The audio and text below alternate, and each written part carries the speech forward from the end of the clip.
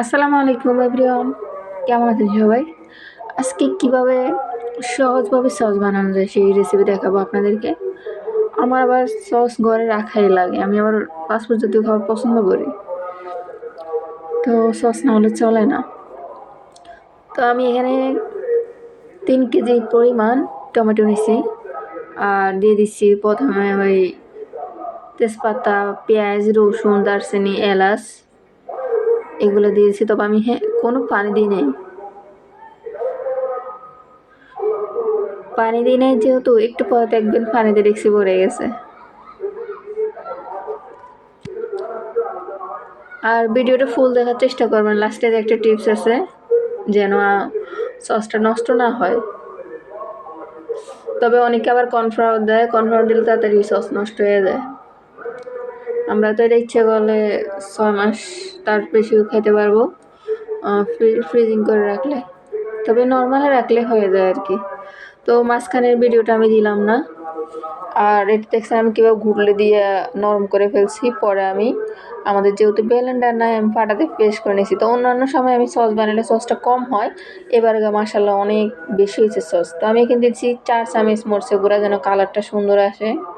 আর আমাদের মরিচের গুঁড়া একটু ঝাল, তো আপনারা যদি কম খাইছেন তো কম দিতে পারেন, আবার অনেকে রং ইউজ করে, ইচ্ছে বলে সেটা ইউজ করতে পারেন। আমি রং না দিয়ে আমি শুধু মরিচের গুঁড়া দিয়েছি। দিয়ে দিচ্ছি চিনি। ও এর আগে তো আমি দিয়ে দিলাম এই হোয়াইট ভিনেগার।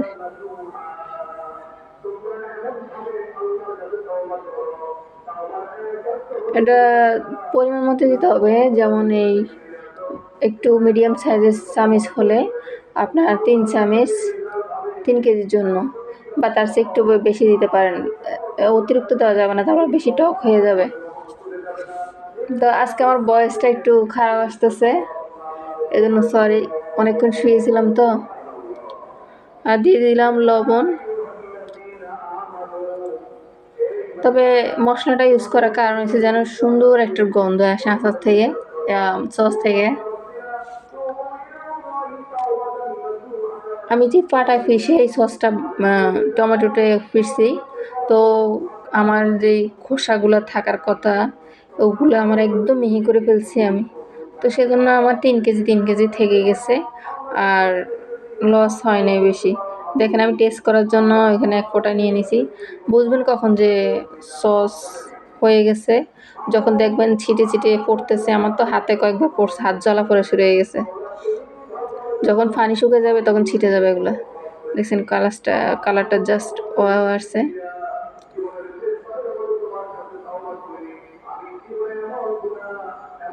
আমার হাতের সস আমার ছোটো বোন ভীষণ পছন্দ করে, কিন্তু বানানোর ঝামেলার জন্য আমি বানাই না অনেক সময়।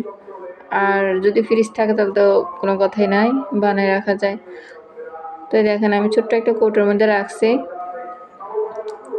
এখন এই তো ফাইনাল একটু হোয়াইট ভিনেগার দিয়ে দিবেন, যেন এটা নষ্ট না হয়, কারণ আমরা তো নর্মালে রাখবোই অবশ্যই। তারপরে একটু দিয়ে দিলে সহজে নষ্ট হবে না।